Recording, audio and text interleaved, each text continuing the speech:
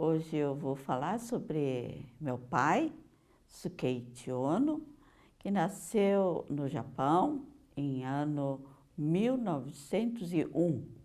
Aí ele nasceu numa terra muito fria, Shigaken, fica lá no centro do Japão, e ele nasceu como terceiro filho, né?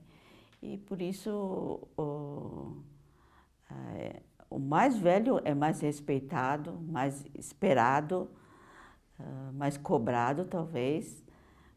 Então meu pai, Sukeiichi Ono, ele foi crescendo, como todas as outras crianças naquela época, naquela região, pobre de arrozal, cercado de arrozal, e tinha lavoura, mas no inverno, que começa lá para o final de outubro, já começa a fechar o tempo e vai até mais ou menos março, muita neve, e, e o pessoal vivia muito pobre, e quem mora lá no Shigaken tem um apelido de ser um comerciante como vendedor de coisa que o pessoal precisa no inverno. Então, os comerciantes não ficam esperando na loja, mas eles vão de casa em casa, mesmo que enfrentasse o montanha de neves, atravessa, carrega nas costas e vai indo. Esse espírito, eu acho que foi incutido, né, em todos que nasceram por ali.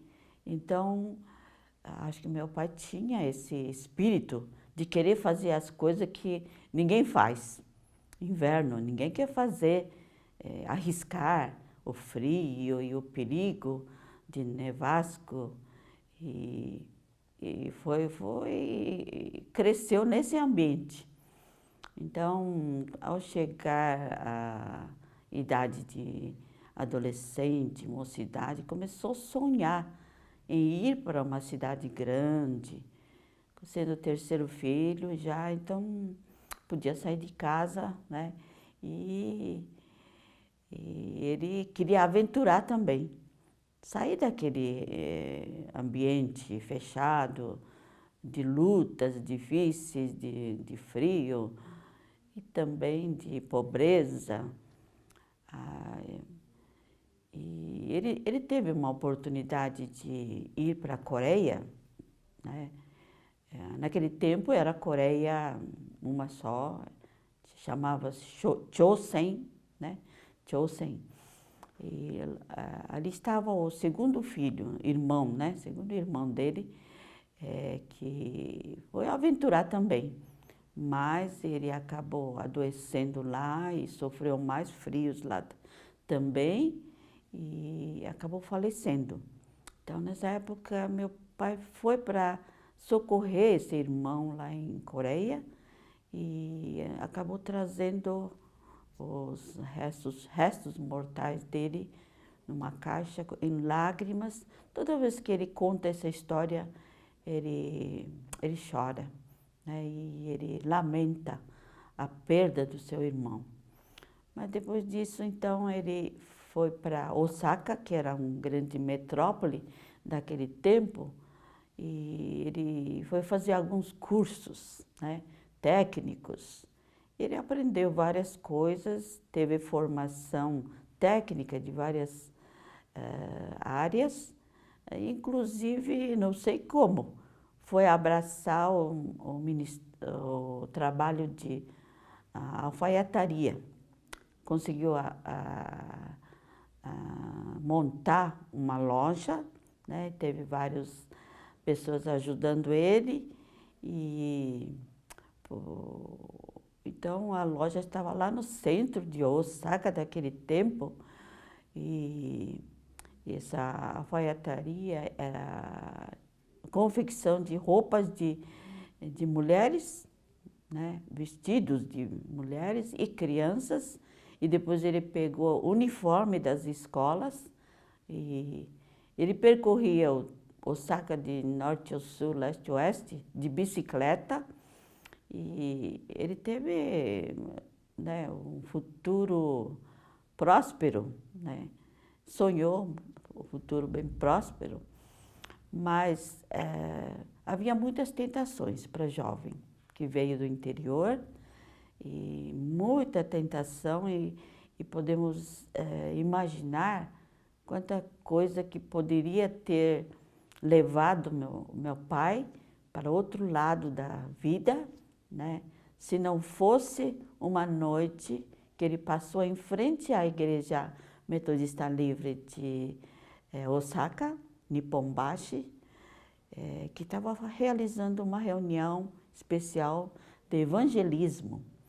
Então, por acaso ele passou lá na frente e havia um senhor querendo convidar a todas as pessoas que estivessem passando por aquela rua movimentada,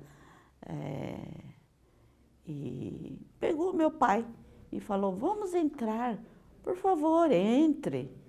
E ele aceitou esse convite, não tinha outro compromisso tão sério para tão já.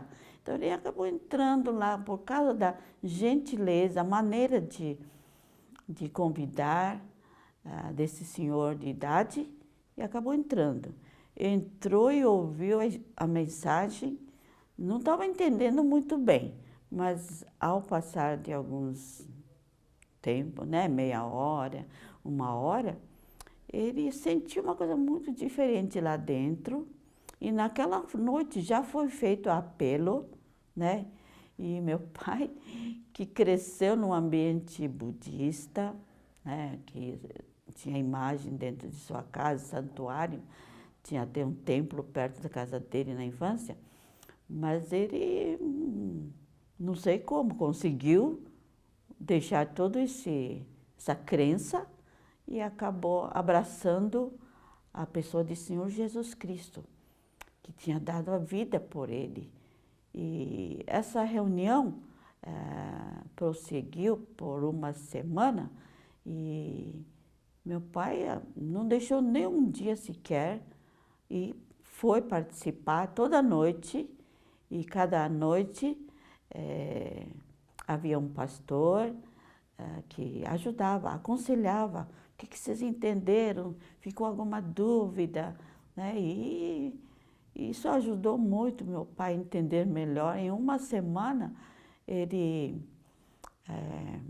foi moldado de uma forma que logo mais ele abraçou o Evangelho, queria que todo mundo conhecesse o Evangelho, todos os seus parentes, né? Meu pai queria que conhecesse esse Evangelho, e meu pai, então, desde aquele tempo, ele tornou um membro muito precioso dentro da igreja, onde o pastor era Teikichi Kawabe, muito disciplinado, muito respeitado, e havia vários pastores também jovens, né? E a igreja tinha começado há alguns anos antes, mas tinha várias atividades, e meu pai engajou no trabalho da mocidade e tornou um dos líderes, e ele gostava de louvor, então ele aprendeu a tocar tambor e fazia trabalho a livre junto com uma equipe. E domingo era o dia que ele dedicava mesmo para evangelismo. Então, conversão dele e também crescimento dele lá em Shigaken, e depois veio para Osaka, foi a mão de Deus que foi dirigindo, né? E com 23 anos, eu acho, ele converteu, né? E mais tarde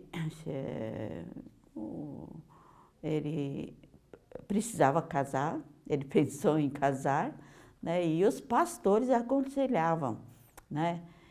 Escolhiam as moças, e um dia encontrou com minha mãe, que era pianista da Igreja Metodista Livre de Acaxi, cidade vizinha, né? E minha mãe era alta, bonita, né? A gente tem foto do Miai, né? Mas também tem foto que minha mãe recebeu naquele tempo, que é do meu pai com kimono japonês, sorridente, que é foto de Miai do meu pai e minha mãe, né? E assim é que eles conheceram através dos pastores, né? E eles casaram, né? O serviço do meu pai foi muito para frente, foi próspero e nasceu 2 filhos antes de mim, né? Eu sou a terceira criança dos meus pais. E meus pais, casal jovem, perderam 2 filhos, né? No começo da sua vida de casado, de família, e acho que foi uma tristeza muito grande perder o primeiro filho. Não sei se foi logo que nasceu ou não sei se sobreviveu algum tempo, mas nasceram fraquinhos e acabaram perdendo. Mas a gente tem um livro que minha mãe escreveu um artigo numa página, o sentimento dela quando eu nasci, e eu já nasci com as 2 pernas destroncadas, né? E hoje em dia a gente pode corrigir isso tão facilmente, mas na minha época, quando eu nasci, então foi muito difícil diagnosticar o que tinha, o que eu tinha. Então, demorei 1 ano e pouco. Quando eu comecei a andar, a gatinhar, depois a andar, é que notaram que não era muito normal a maneira de eu andar. Então, minha mãe escreve algumas páginas no livro de testemunhos da igreja. Eu tenho o original daquele livro, mas minha mãe descreve, né, as lutas de ficar com a criança de 1 ano e pouco engessada e passando o verão do Japão, que é muito, muito quente, abafado, e começa a criar muitas coceiras, mas depois de não sei quantos meses, acho que aqui naquele tempo o gesso ficava mais de 3 meses, então foi uma luta muito difícil. E, então eu fui criada com muito carinho por ser terceira criança e por ter passado por essa dificuldade na infância, que eu não lembro, felizmente, mas meu pai disse que carregava a mim no ombro e tinha que me distrair muito da coceira que eu tinha dentro do gesso junto ao meu quadril. Então, meus pais dedicaram muito, né? E apesar, inclusive a oração do pessoal da igreja, minha mãe guardou por muito tempo a cartão postal de pessoas incentivando meus pais, incentivando o casal jovem na luta para criar os filhos, né? Mas quando chegou aos 3 anos, pastor Nishizumi veio do Brasil para o Japão e houve reuniões, né, especiais.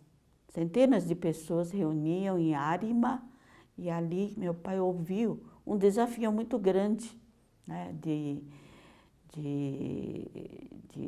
do clamor, né, da necessidade no Brasil. Estavam começando a vir ao Brasil, né, muitos imigrantes. 1938, né, pastor Nishizumi foi para o Japão, depois de ter ficado por 10 anos aqui no Brasil, e e vendo a necessidade dos imigrantes japoneses aqui no Brasil, ele foi para Japão, para Estados Unidos primeiro, para dizer que no Brasil estava começando um trabalho do Metodista Livre, e conseguiu falar com, né, os diretores da missão. Eu não sei se tinha bispo naquele tempo, mas depois de passar para os Estados Unidos, ele foi para o Japão. Aí que me encontrou com meu pai, pastor Shimizu, e pastor Shimizu veio em 38 mesmo, ele veio para o Brasil. E no ano seguinte, meu pai, né, com muita coragem, ele deixou toda parentes, o negócio dele, e também pediu para a igreja orar, e deixou os amigos lá, e não sei como que convenceu a minha mãe, né? O pai da minha mãe, meu avô, né, veio até o Kobe, cidade de Kobe, o porto, né, onde os navios partiam. Aí falou que se soubesse que a filha iria para uma terra tão longe, não teria dado ela para o casamento para meu pai, né? E ele está com a cara muito fechado, e a gente tem uma foto, né, desse tempo, mas meu avô veio para despedir, mas também orou em favor de nós, e a gente partiu em 1939, parece que foi no dia 15 de julho, que o navio Argentina Amaro, de primeira viagem, navio novo, né, e a gente embarcou. Não lembro muito bem disso, mas o meu pai disse que os irmãos da igreja vieram, pastor Kawabe e esposa vieram, e uma palavra que a esposa do pastor Kawabe falou para meu pai, falou assim: nunca esqueça que é japonês. Vai para terra estrangeiro, mas nunca esqueça que é japonês. Não sei, esse não sei se é palavra de incentivo, mas é de identidade, né? De orgulho de ser japonês. Depois, não sei se meu pai guardou tanto isso na cabeça dele, mas eu sei que foi uma palavra que ficou na cabeça do meu pai, né?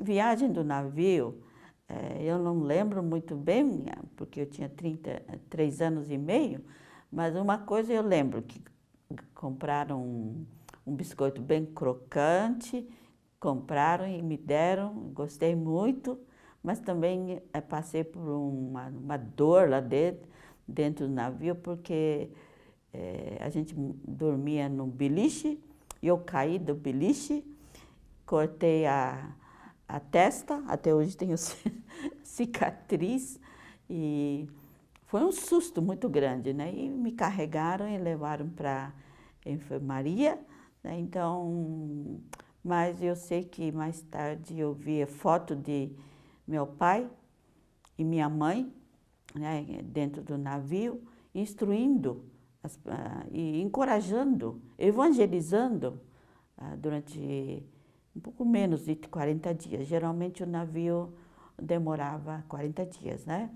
Mas nosso navio era novo, então correu mais e o tempo ajudou, então chegou antes do tempo, mas tempo esperado pelas pessoas aqui no Brasil, né? Mas meu pai evangelizou, e havia muitas noivas que vinham sozinhas para encontrar com o noivo, que tinha conhecido através de carta e foto só, e os noivos estavam lá em Santos esperando, né? Então meu pai pensou no coração dessas moças e dos imigrantes que vinham junto, né? E já evangelizou, e o último domingo foi o domingo de batismo lá dentro do navio. E o capitão do navio era evangélico, cristão. Então cedeu a piscina da primeira classe, e ali foi feito o batismo. Se não me engano, foi 5 pessoas que batizaram. E o navio teve que esperar um pouco, porque as pessoas que vinham buscar, as pessoas que vinham do Japão, chegaram muito cedo, mas acho que o navio ficou parado lá e deu para ficar esperando, né?